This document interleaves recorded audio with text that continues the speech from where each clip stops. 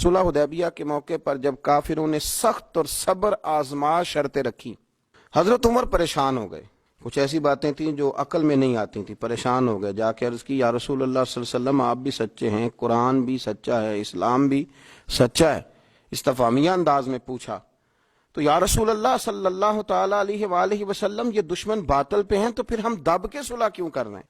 تو نبی پاک صلی اللہ علیہ وسلم نے فرمایا میں اللہ کا رسول ہوں، میں اس کی نافرمانی نہیں کرتا، وہ میری مدد کرے گا۔ حضرت عمر رضی اللہ تعالیٰ عنہ فرماتے میں نے عرض کی یا رسول اللہ صلی اللہ علیہ وسلم آپ نے کہا نہیں تھا کہ ہم ان قریب عمرہ کریں گے، بیت اللہ کا طواف کریں گے؟ تو حضور علیہ الصلوۃ والسلام فرمانے لگے میں نے کہا تھا، یہ تو نہیں کہا تھا کہ اسی سال ہی کریں گے، انشاءاللہ کریں گے۔ حضرت عمر فاروق فرماتے ہیں کہ میری نا وہ طبیعت میں چونکہ جلال تھا، حضور نے بات کہہ دی، میں نے سن لی، پر میں مطمئن نہیں ہوا تھا۔ میری وہ چونکہ جذبہ جہاد سے میں سرشار تھا تو محبوب کے ادب کی وجہ سے میں خاموش ہو گیا، لیکن ابھی میری طبیعت اس طرح ٹھنڈی نہیں ہوئی تھی۔ جس طرح حضرت سیدنا ابراہیم علیہ السلام نے کہا نا یا اللہ مجھے دکھا مردوں کو کیسے زندہ کرے گا، تو کہا یقین نہیں کا مالک، یقین تو ہے پر اطمینان قلبی کے لیے۔ تو فرماتے میں بھی اسی طرح حضور کی بارگاہ سے نکلا اور جناب صدیق اکبر کے پاس پھر گیا، اور میں نے جا کے وہی باتیں دہرائی۔ میں نے کہا ابو بکر رسول کریم علیہ السلام بھی سچے، قرآن بھی سچا، اسلام بھی سچا، پھر ہم دب کے صلح کیوں کریں؟ آپ فرماتے مجھے اللہ کی عزت کی قسم ابو بکر صدیق نے ہی وہی جملے مجھ سے کہے جو میرے رسول پاک نے کہے تھے۔ فرمانے لگے عمر وہ اللہ کے رسول ہیں، وہ اللہ کی نافرمانی نہیں کرتے، اللہ ان کی مدد کرے گا۔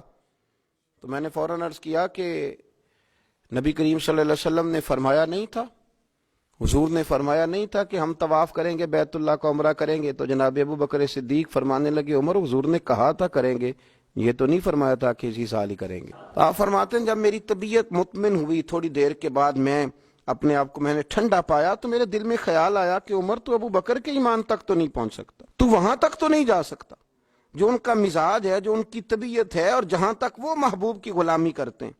دوستو عکس بنا لیا اپنے آپ کو، عکس اپنے آپ کو اس رضا میں ڈھال لیا جو نبی پاک کی رضا تھی، اپنے آپ کو وہاں لا کے کھڑا کر دیا جہاں کھڑا ہونا مدینے والے رسول پسند فرمایا کرتے تھے، اپنے آپ کو ان چیزوں کا عادی بنایا جو چیزیں میرے نبی کی چاہت تھیں۔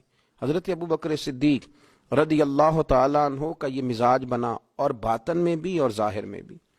جب آپ حضور علیہ الصلوۃ والسلام کو مدینہ طیبہ لے کر کے آئے نا، تو شارحین کہتے ہیں کہ طریقہ یہ تھا حضرت ابو بکر صدیق کا کہ وہ چلتے بھی اسی طرح تھے جو نبی پاک کا طریقہ تھا، اور جب وہ بولتے تھے تو لگتا تھا کہ یہ نا پورا حضور سید عالم علیہ السلام کے جملوں کو کاپی کرتے ہیں، اور ان کا لباس پہننے کا طریقہ بھی وہی تھا، اور ان کا امامہ باندھنے کا طریقہ بھی وہی تھا۔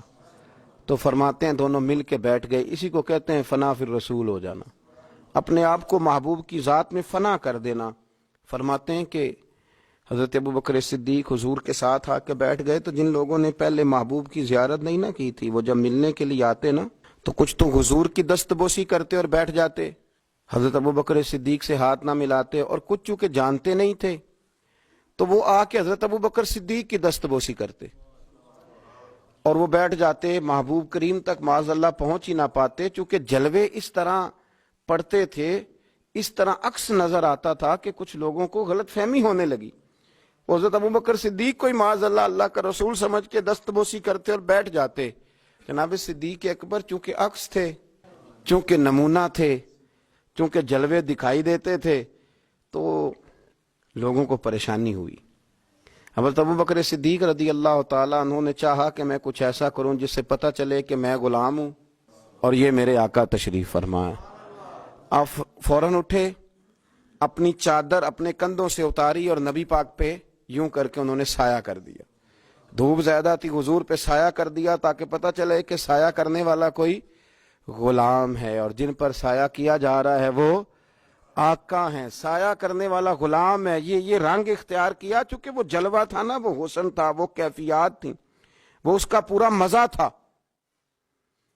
یہاں بزرگوں نے ایک اور لطیف بات لکھی ہے، وہ کہتے ہیں میرے محبوب نا بدلے بڑے بڑے بڑھا کے دیتے ہیں، وفاؤں کا اجر بڑا شاندار دیتے ہیں۔ حضرت صدیق اکبر نے تھوڑی دیر کے لیے اللہ کے رسول پر چادر کا سایہ کیا تھا، جناب محبوب کریم نے قیامت تک کے لیے ان کی قبر پہ اپنے گنبد کا سایہ کر دیا۔ جو وہاں جائے گا وہ جناب محبوب کریم پہ سلام عرض کرے گا تو پھر بارگاہ صدیقی میں بھی سلام عرض کرے گا۔